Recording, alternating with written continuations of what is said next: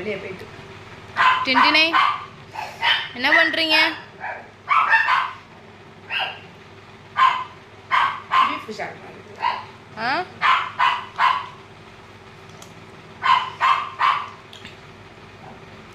நீ முதல்ல துண்டு எடுத்து கடிக்குதியா எலும்பு எடுத்து கடிக்குதியா?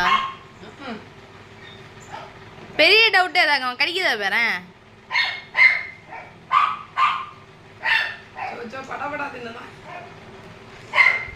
ஆமா எல்லாம் காலி ஆகுதுல்ல. அடுத்த ரவுண்டு